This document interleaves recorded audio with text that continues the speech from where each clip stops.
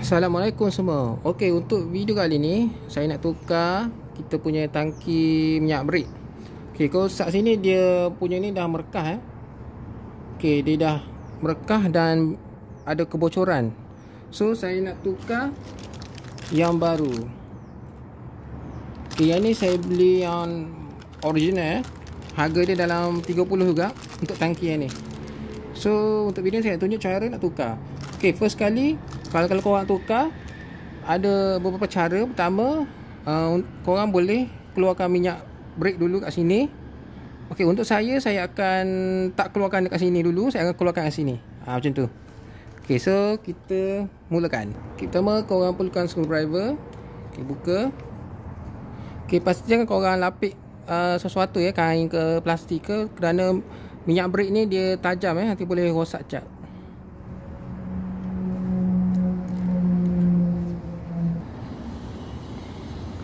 Okey, kita cabut. Okey, kita buang dulu minyak dalam tangki ni.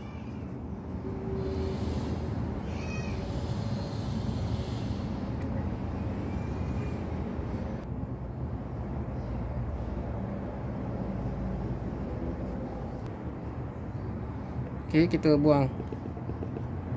Kita perlukan plier multirus untuk kita buka klip ni. Okey, klip ni kita longgarkan dan kita tolak benda ni.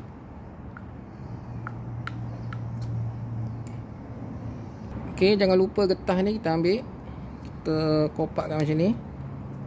Okey, untuk buang getah ni korang tolak dengan mata screwdriver macam ni Okey, tolak.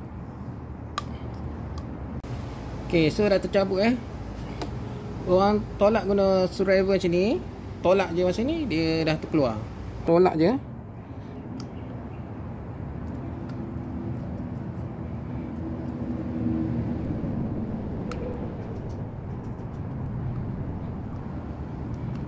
Okey, dah siap. Seterusnya baru kita boleh pasang, baru pasang benda ni. Macam tu.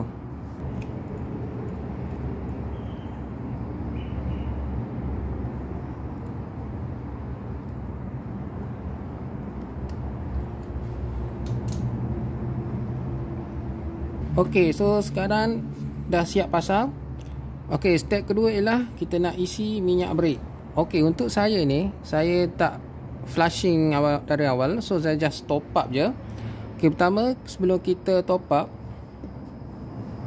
kita perlukan hose. Untuk kita masa top up tu, kita nak keluarkan angin sikit. Okey, so cara untuk bleeding, orang boleh tengok video yang ni. Saya dulu pernah buat, akan merujuk yang ni. So untuk ini saya nak keluarkan angin saja. Kita masukkan minyak baru, tolak minyak lama sikit. Okey, so kita perlukan hose.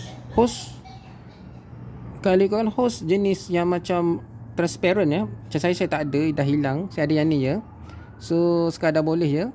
So kalau transparent ni kita boleh nampak dia punya bubble tu masih ada ke tak. Okey, untuk saya tak apa. Saya pakai je yang ni. Longgarkan sikit. Okey, kita dah longgarkan sikit. Untuk minyak Yamaha ni dia color putih. Kita tekan brake Okey, kita keluarkan yang merah tu.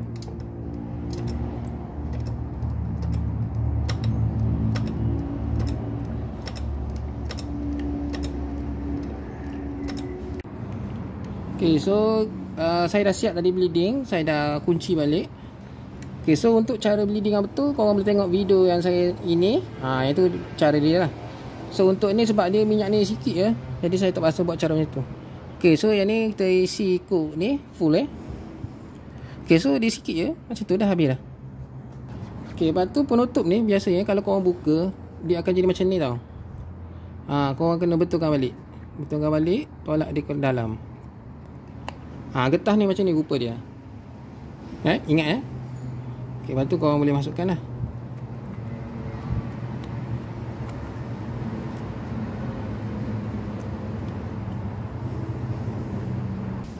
Okey, bila dah siap, kita boleh kuncikan.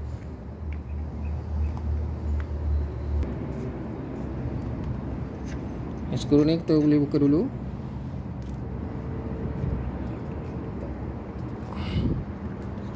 Okay, kita buat rapat-rapat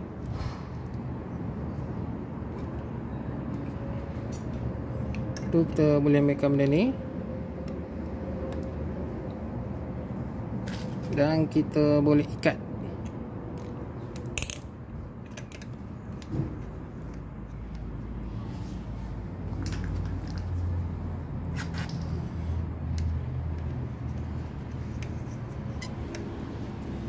Okay, so kita boleh test kita punya brake. Okay, mantap. Okay, so brake makan